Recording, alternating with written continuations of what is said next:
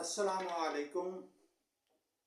मैं हूं हकीम एहसान अलाई प्राचा और कड़वी बातें एपिसोड 11 के साथ आपकी खिदमत में हाजिर हूं। हम पिछली एपिसोड में भी कुछ बातें कर रहे थे जो कुरान पाक के मुतल्लिक हैं। तो इस एपिसोड में हम जिस टॉपिक पे बात करेंगे वो हमारा तर्ज अमल है, जो हम अपने आप को शो करवाते हैं दुनिया के सामने और जो हमारी इखलाकियात आम लोगों के साथ है। आज मेरा ये टॉपिक है। तो हम स्टार्ट लेते हैं इस बात से कि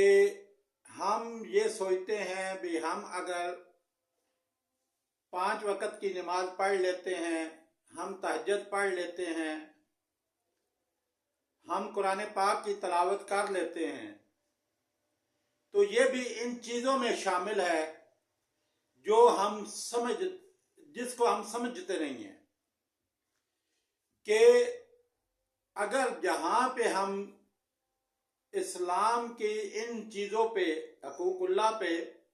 अमल करते हैं, वहाँ पर हमारे लिए ये भी लाजिम है कि हम हकूकुल इबाद को नज़रअंदाज ना करें। हमारा तरीक़ाकार ये होता है भी हम नमाजें तो पढ़ते हैं, तहज्जुद तो पढ़ते हैं, कुरान पाक की तिलावत तो करते हैं और साथ जुल्म की भी अखीर कर देते हैं। कैसे करते हैं? हम ये सारे अमाल करने के साथ साथ ना तो हमारे अपने रिश्तेदारों के साथ रवैये अच्छे होते हैं और ना हमारे पड़ोसियों के साथ अच्छे होते हैं रवैये। हमारा तरीकाकार ये होता है भी हम अपने आप को ये सिर्फ नमाज पढ़ के ये समझ लेते हैं कि हमारे सारे गुनाह इस नमाज की वजह से बख्शे जाएंगे और हम जो कुछ मर्जी जिसके साथ जैसा मर्जी रवैया रखें, हमें कोई पूछेगा नहीं। हम खुद ही फतवे देने शुरू कर देते हैं भी मैं नमाज पढ़ता हूँ, फला बंदा उसके साथ मैं सलाम लेना गवारा नहीं करता, वो नमाज नहीं पढ़ता, वो कुरान नहीं पढ़ता, वो ऐसे नहीं करता। ये फैसले, ये जजमेंट करने का काम आपका नहीं है। और रिश्तेदारों में हमारा तरीकाकार, खास कर मैं उन औरतों के बारे में बात करूंगा जो माँ बाप और बहन भाइयों के मामले में जो उनसे आगे उनके रिश्ते चलते हैं, वो सब तो इनके लिए महरम और सब इनके जो है ना वो अपने जाती रिश्तेदार होते हैं और अपने ससुराल के रिश्तों को तोड़ने के लिए ये मजहब का सहारा लेती हैं। मजहब का सहारा कैसे लेती हैं? अपने जो बहनोई है उसके सामने ये बैठना अपने आप को ठीक समझती हैं और ससुराल में जाके इनके लिए इनका देवर भी गैर महरम है, बहन का खावंद इनके लिए महरम है और देवर जो है इनके लिए गैर महरम है। हालांकि दोनों ही गैर महरम है। ये नहीं है, मैं ये नहीं कहता भी ये भी महरम है इसके लिए, नहीं, लेकिन ये तफरीक सिर्फ और सिर्फ इसलिए की जाती है और नंदे दूसरे तीसरे इनको ये इसलिए उठा कर फेंकती हैं इस्लाम का नाम लेकर, और वही इनका अपने माँ बाप के घर देखें तो इनके रवैये, जी हमें इस्लाम कहता है बहनों का ख्याल रखो, हमें इस्लाम कहता है माँ बाप का ख्याल रखो, और जब खामन ये बात कहता है भी माँ बाप का ख्याल रखना तो मेरा भी हक है, तो फिर उस मामले में रिश्तों को तोड़ने के लिए ये आसान हल ये निकालती हैं, फलां जो है वो हमारे लिए महरम नहीं है, फलां है, किसी के किरदार को मशकूक कर दिया, किसी को कुछ कह दिया, किसी को कुछ कह दिया, ताकि ये लोग हमारे घर में ना आए। उससे क्या होता है? اس خاوند کے رشتہ دار ٹوٹ جاتے ہیں، بھی اس کی بیوی جو ہے وہ ہمارے گھر اپنے گھر میں آنا جانا بھی گوارا نہیں کرتی، جبکہ وہیں پہ وہ اپنی جو ہوتی ہے بھابھیوں پہ اتنا اختیار رکھتی ہے بھی اس کی جو ہماری بھابھیاں ہیں وہ ہمارے ماں باپ کی خدمت کریں، ہم جائیں ہمیں جو ہے وہ آنکھوں پہ اٹھا لیں، وہاں پہ ان کو سب کچھ نظر آتا ہے، جبکہ سسرال میں یہ چیزیں ساری اپوزٹ ہو جاتی ہیں۔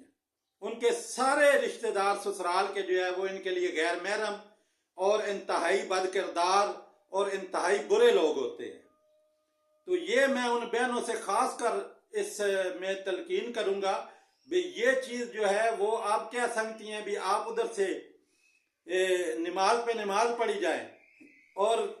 تہجدیں پڑھیں اور بعد میں یہ آپ ایسے کام کریں تو کیا سمجھتی ہے اب آپ کے اعمال قبول ہو جائیں گے؟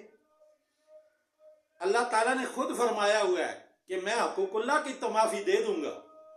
لیکن حقوق العباد وہی لوگ معاف کریں گے آپ کو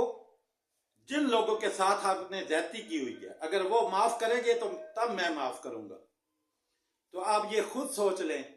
بھی ہمارے اس معاشرے میں رویے کیا ہیں، اور ہمیں اس چیز کو لازمی سوچنا چاہیے کہ ہمیں صرف نماز پڑھ کے قرآن پڑھ کے تو ہم عالم نہیں بن جاتے اور ہم شریعت کے پابند نہیں بن جاتے۔ اگر آپ نے پردہ کرنا ہے تو پھر سب سے کریں۔ آپ کا بہنوئی بھی غیر محرم ہے، اس کے رشتہ دار بھی غیر محرم ہیں، وہاں پر تو آپ آرام سے بیٹھ جاتی ہیں۔ تو یہ چیزیں آپ کو سوچنی چاہیے بھی یہ آپ تفریق اگر کریں گی تو پھر یہ سوچ لیں کہ آپ بے شک تسبیح کا دانے پہ دانہ روزانہ گراتی جائیں تو یہ سوچ لیں بھی اللہ تعالیٰ نے یہ بھی فرمایا ہے بہت سے ایسے لوگ ہوں گے جو قیامت کے دن پہاڑ جتنیاں نیکیاں لے کے آئیں گے، اور جب وہ حساب سے فارغ ہوں گے تو ان کے پاس صرف گناہ ہوں گے، وہ بھی پہاڑوں کے برابر، اور ان کی ایک نیکی بھی ان کے کام نہیں آئے گی، اور وہ نیکیاں ساری جائیں گی کہاں پہ؟ یہ آپ کو سوچنا ہے بھی وہ نیکیاں کہاں گئی؟ وہ وہیں نیکیاں گئی جن کے ساتھ آپ نے بد اخلاقی کی، جن کو آپ نے گھروں سے نکالا، جن کو آپ نے شریعت کا سہارا لے کر اپنے سسرال کو، اپنے رشتہ داروں کو آپ نے کٹ آف کیا، ان کے ساتھ زیادتیاں کی، ظلم کیے۔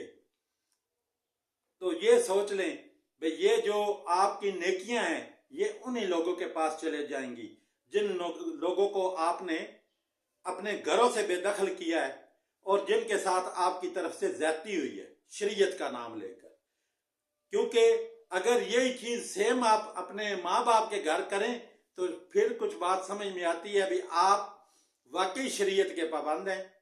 آپ نے شریعت پہ عمل کیا ہے، نہ تو آپ اپنے بہنوئی کے سامنے ہوتی ہیں نہ ان کے خاندان کے سامنے ہوتی ہیں، اور ادھر بھی آپ سسرال میں بھی آپ کسی کے سامنے نہیں ہوتی، تو پھر یہ بات ایکول ہوگی، کیونکہ واقعی اگر آپ شریعت پہ عمل کرتی ہیں تو پھر آپ کا دونوں معاملوں میں، دونوں گھروں میں سیم رویہ ہوگا۔ یہ نہیں ہوگا بھی آپ اپنے ماں باپ کے گھر میں آپ کا رویہ اور ہو اور سسرال میں صرف اور صرف مجھے کام نہ کرنے پڑے، مجھے ان کی خدمتیں نہ کرنی پڑے، تو اس چکر میں آپ اپنے خاوند کے رشتہ داروں کو اٹھا کے پھینک دیں۔ تو یہ چیزیں آج کے خاص ٹاپک میں نے اس لیے کی ہے، یہ ہمارے معاشرے میں بہت زیادہ عام ہو گیا ہے کہ ہم اپنے جو ہماری بہنیں ہیں وہ اپنے سسرال کو پھینکنے کے لیے شریعت کا سہارا لیتی ہیں۔ یہ ہمارا غیر محرم ہے، اس کو ہم گھر میں نہیں داخل ہونے دیں گے، جبکہ کبھی ان کو دیکھو شادیوں پہ، وہاں پہ ان کو کوئی غیر محرم نظر نہیں آئے گا، وہاں پہ ان کے سر پہ دوپٹے نہیں ہوں گے، میک اپ ہوگا، سب کچھ ہوگا، ٹھیک ہے، وہاں پہ کوئی بندہ غیر محرم نہیں، نہ بازاروں میں کوئی غیر محرم ہے۔ ہاں سسرال میں بہت سے غیر محرم ان کے پائے جاتے ہیں۔ یہ اپنے رویے چینج کریں،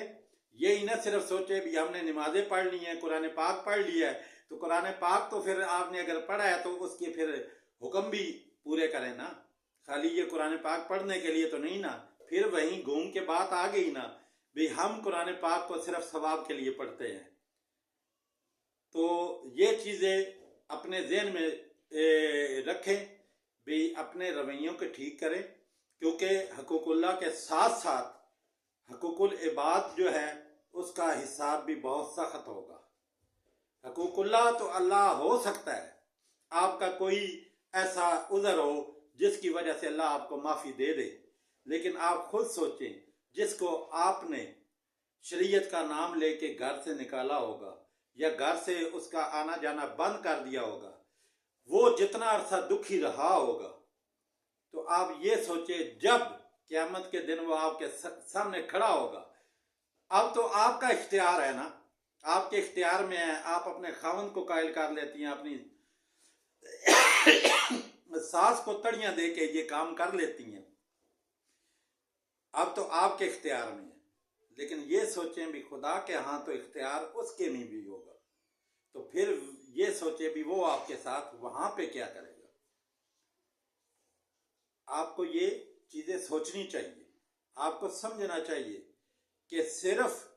نماز پڑھنے سے، قرآن پاک پڑھنے سے اور تہجدیں پڑھنے سے آپ جنت کا رستہ حاصل نہیں کر سکتے۔ آپ کو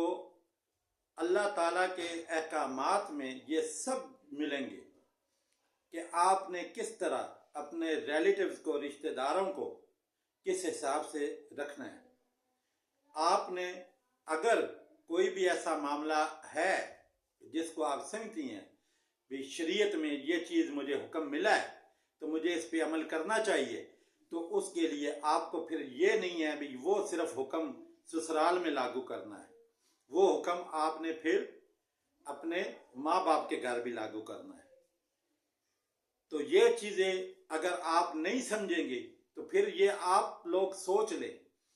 آپ بے شک پہاڑوں جتنی نیکیاں لے لیں، کر لیں جتنی عبادت کرنی ہے،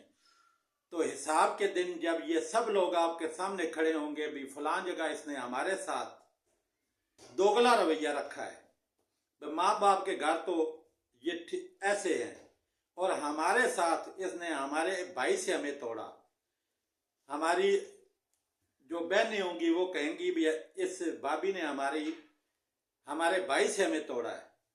یہ عذر نکال کے بھائی کہے گا بھی اس وجہ سے اس نے یہ عذر نکالا ہے، ہمارے بھائی سے ہمیں توڑ دیا ہے۔ تو آپ یہ سوچیں کہ کہاں گئی وہ آپ کی نمازیں اور کہاں گئی نیکیاں، وہ تو ساری بٹ جائیں گی۔ تو اس چیز کو میں اپنی تمام بہنوں سے یہ جو گزارش کروں گا کہ اس چیز کو جو ہے وہ اپنے ذہن میں رکھیں بھی صرف اور صرف حقوق اللہ نہیں، حقوق العباد کو اگر آپ نظر انداز کریں گے تو یہ بھی انتہائی سخت جو ہے وہ عذاب کا باعث ہے۔ تو اس میں میں اس کے علاوہ بھی جو ہے میں بہت سے ایسے معاملات